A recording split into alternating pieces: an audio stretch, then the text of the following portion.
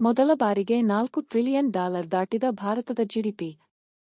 ನವದೆಹಲಿ, ಭಾರತದ ಆರ್ಥಿಕತೆಗೆ ಸಂಬಂಧಿಸಿದಂತೆ ಇಂದು ಬಹಳ ಒಳ್ಳೆಯ ಸುದ್ದಿ ಬಂದಿದೆ. ಇಂದು ದೇಶದ ಆರ್ಥಿಕತೆಯು ಮೊದಲ ಬಾರಿಗೆ $4 ಟ್ರಿಲಿಯನ್ ದಾಟಿದೆ. ಇದರೊಂದಿಗೆ ಭಾರತದ ಆರ್ಥಿಕತೆಯು ಈಗ ವಿಶ್ವದ 4ನೇ ಅತಿದೊಡ್ಡ ಆರ್ಥಿಕತೆಯಾಗುವ ಸಮೀಪದಲ್ಲಿದೆ. ದೇಶವನ್ನು 4ನೇ ಅತಿದೊಡ್ಡ ಆರ್ಥಿಕತೆಯನ್ನಾಗಿ ಮಾಡಲು ಕೇಂದ್ರ ಸರ್ಕಾರ ಮಾರ್ಗಸೂಚಿಯನ್ನು ಸಿದ್ಧಪಡಿಸಿದೆ. ದೇಶವು 4ನೇ ಅತಿದೊಡ್ಡ ಆರ್ಥಿಕತೆಯಾಗಬೇಕಾದರೆ ಜಿಡಿಪಿ 5 ಟ್ರಿಲಿಯನ್ ತಲುಪಬೇಕು.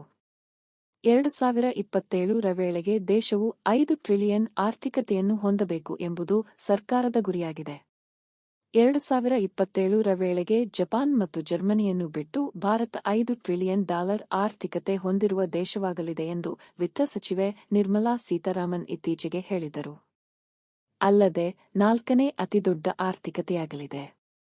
ಇದಕ್ಕೂ ಮೊದಲು ಅಂತಾರಾಷ್ಟ್ರೀಯ ಹಣಕಾಸು ನಿಧಿಯು ಅಂತಹ ಅಂದಾಜುಗಳನ್ನು ನೀಡಿದೆ. ಭಾರತದ ಈ ಸಾಧನೆಯು ದೇಶವನ್ನು $5 ಟ್ರಿಲಿಯನ್ ಆರ್ಥಿಕತೆಯನ್ನಾಗಿ ಮಾಡುವಲ್ಲಿ ಒಂದು ಮೆಟ್ಟಿಲು ಎಂದು ಸಾಬೀತುಪಡಿಸುತ್ತದೆ ಎಂದು ತಿಳಿದುಬಂದಿದೆ.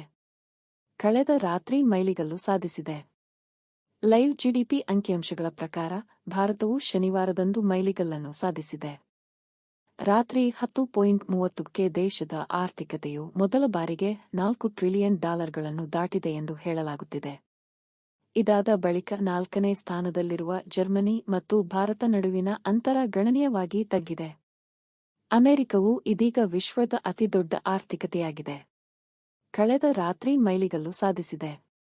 ಲೈವ್ ಜಿಡಿಪಿ ಅಂಕಿಅಂಶಗಳ ಪ್ರಕಾರ ಭಾರತವು ಶನಿವಾರದಂದು ಮೈಲಿಗಲ್ಲನ್ನು ಸಾಧಿಸಿದೆ. ರಾತ್ರಿ 10.30ಕ್ಕೆ ದೇಶದ ಆರ್ಥಿಕತೆಯು ಮೊದಲ ಬಾರಿಗೆ $4 ಟ್ರಿಲಿಯನ್ ದಾಟಿದೆ ಎಂದು ಹೇಳಲಾಗುತ್ತಿದೆ. ಇದಾದ ಬಳಿಕ 4ನೇ ಸ್ಥಾನದಲ್ಲಿರುವ ಜರ್ಮನಿ ಮತ್ತು ಭಾರತ ನಡುವಿನ ಅಂತರ ಗಣನೀಯವಾಗಿ ತಗ್ಗಿದೆ. ಅಮೆರಿಕವು ಇದೀಗ ವಿಶ್ವದ ಅತಿದೊಡ್ಡ ಆರ್ಥಿಕತೆಯಾಗಿದೆ.